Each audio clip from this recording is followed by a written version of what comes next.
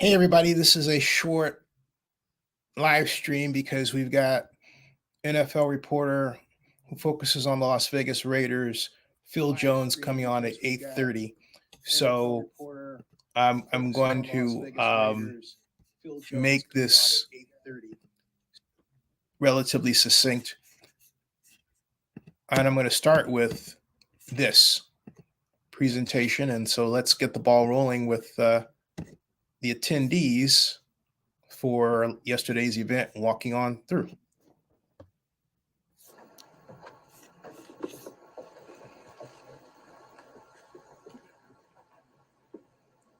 Hello, everybody. Hello and welcome. Ooh, now this thing's on. Hello and welcome to Chase Center. And hello to everyone who is watching right now on the NBC Bay Area and also on the WNBA app. For those of you who don't know me, I'm Malika Andrews. I'm the host of NBA Countdown and NBA Today on ESPN. And I'm smiling like this because I am so excited to be here with all of you today on what is a huge day for women's basketball, on what is a huge day for the Bay Area. I'd like to start by introducing a panel of folks that really need no introduction, but our esteemed guests today. The Warriors co-executive chairman and CEO, Joe Lacob, is with us. The Warriors co-executive chairman, Peter Gruber, is with us. WNBA Commissioner Kathy Engelbert. The Mayor of San Francisco, London Breed. And also the Warriors President and Chief Operating Officer, Brandon Schneider. That's not all, my friends. We have some WNBA legends that are in the building with us as well. Simone Augustus, the WNBA champion with the Minnesota Lynx 4 times and an 8-time WNBA All-Star.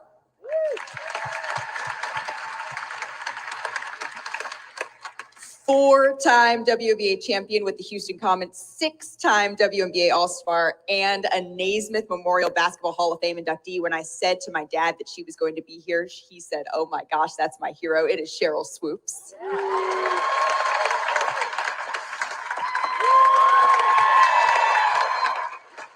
All right, I'll stop it right there for now, folks. I'm not going to play the whole thing, but I play it to make this point.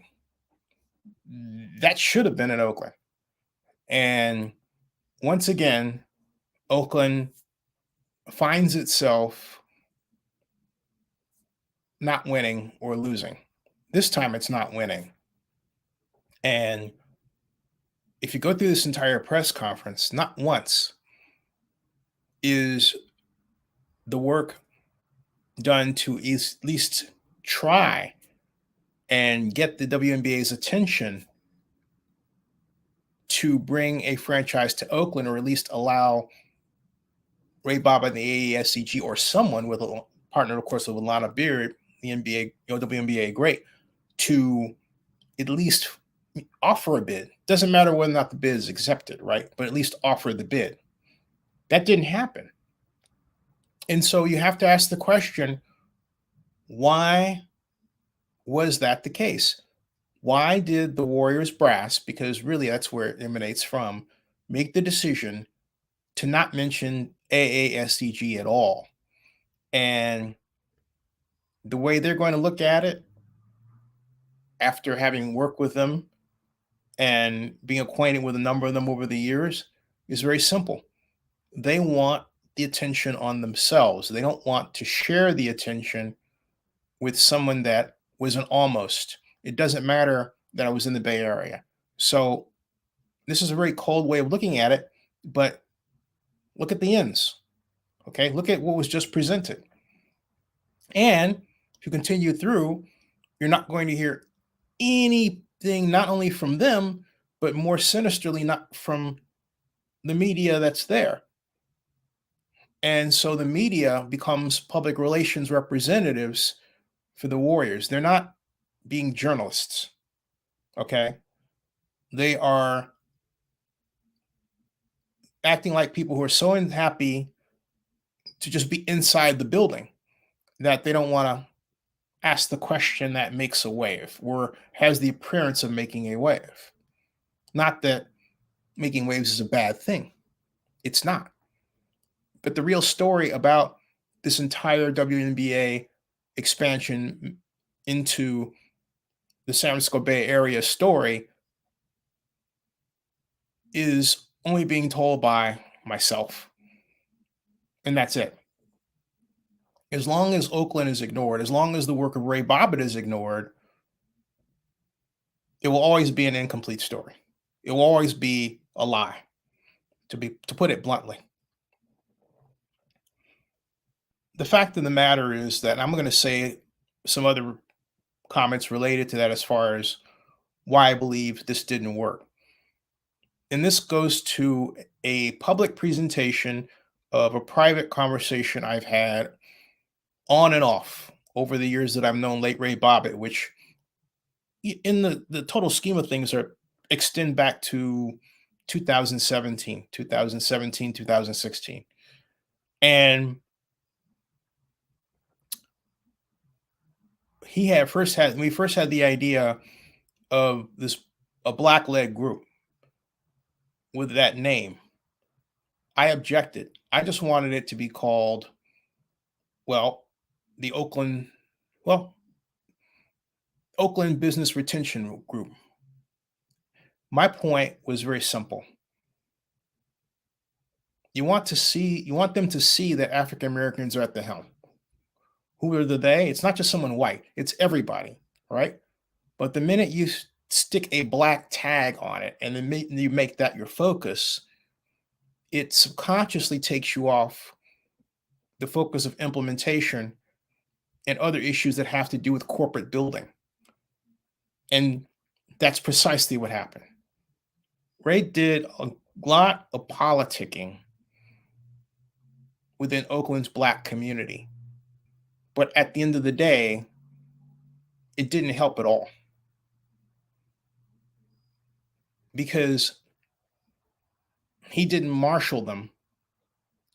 But more important, there was no one else that showed up to the community events that expressed even a partial interest in what AASEG was, let alone wanted to be involved in it, that when the chips were down,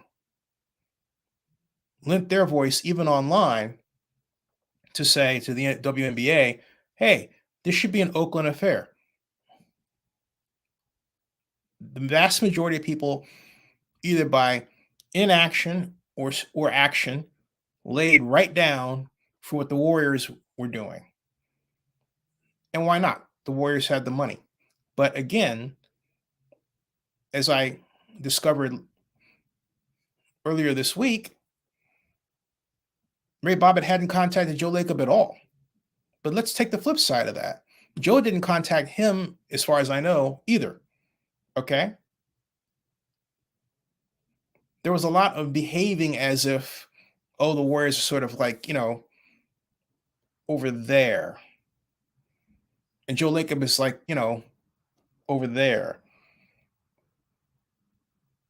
And that's the problem. At the end of the day, there was no sports commission. What the African American Sports Entertainment Group is trying to do, if you really think about it, is they're really trying to be a sports commission.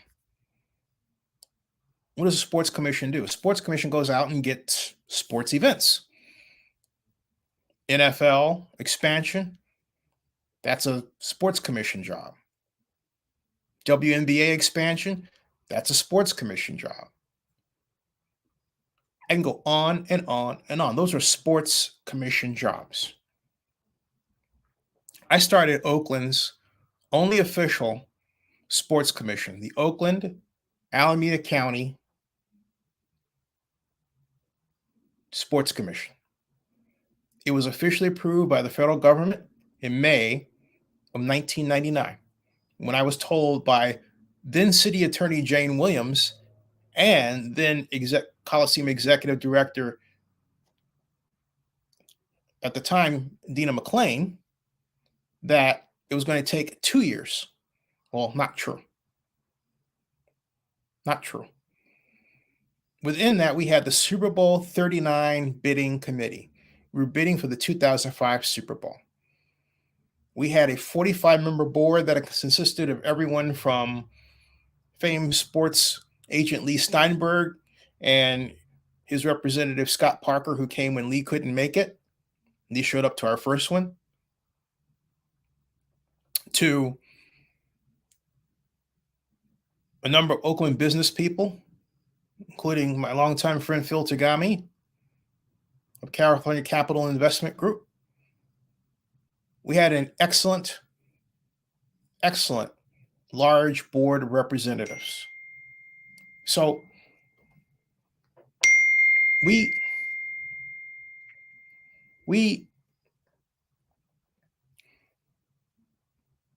had a team. We had Oakland Marriott and the head of marketing Oakland Marriott on our board. We had great help from Calvin Wong, who ran the Oakland Public Works Division, and his 12 people on his staff that came to my coordination meeting for our Super Bowl plan. So my point is this: going after something like WNBA expansion shouldn't be left to one person. But ultimately it was left to Ray Bobbitt, because really that's the way Ray set it up. And I have to say this publicly about what my friend did, because we need to not do that again.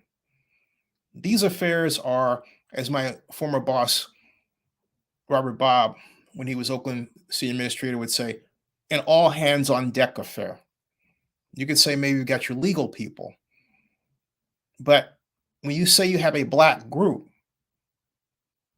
but you don't have every black person in it, what happens is that the people who are not in it automatically, this happens all the time, respond negatively to the group.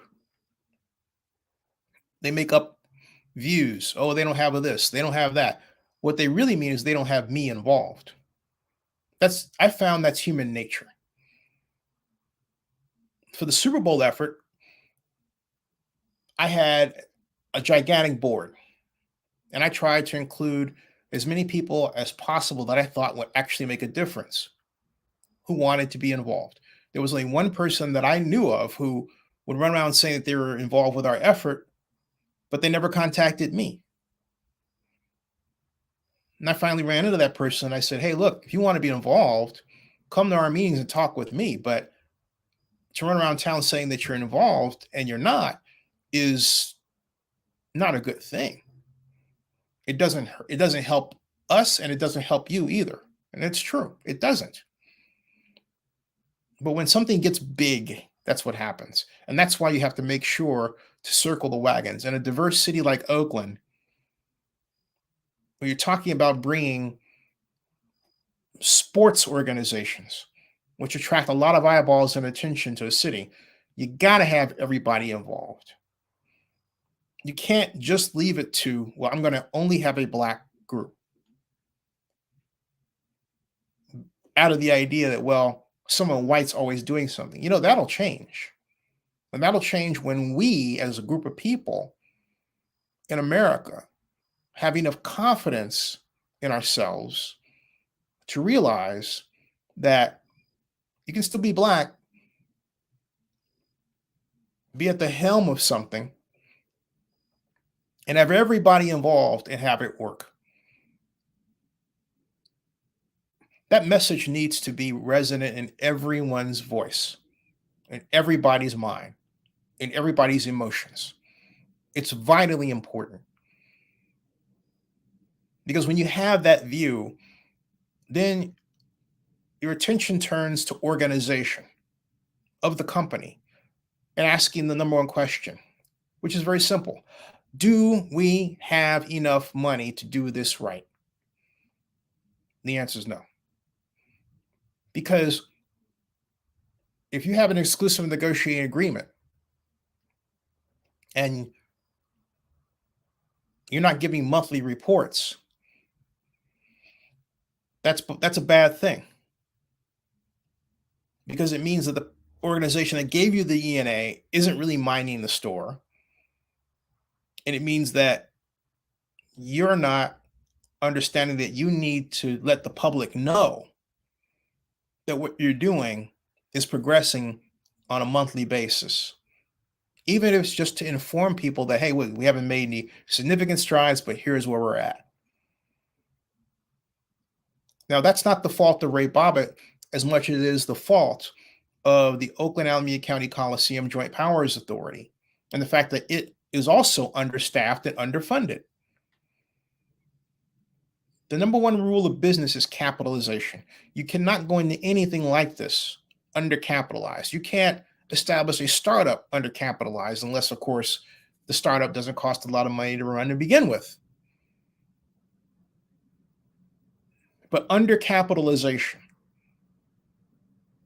is the name of the game. And something else that's a big Oakland problem is that this tendency to leave politicians, rather than the professional class, to the job of advancing projects like the WNBA.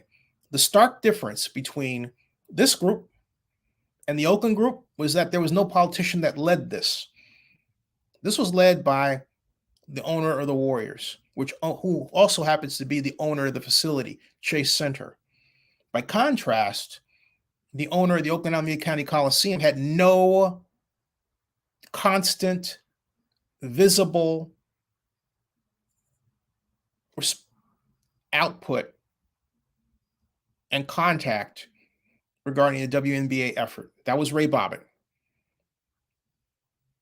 They should have been hand in glove, which means the JPA should have put money into the effort. So Oakland has got to spend money. It can't be and consistently allow itself to be in a position where it's saying to people, you spend the money, you have the money, because it invites corruption. It invites the appearance of corruption.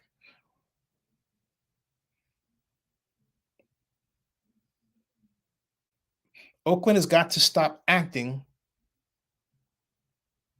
like it's a giant mom and pop store.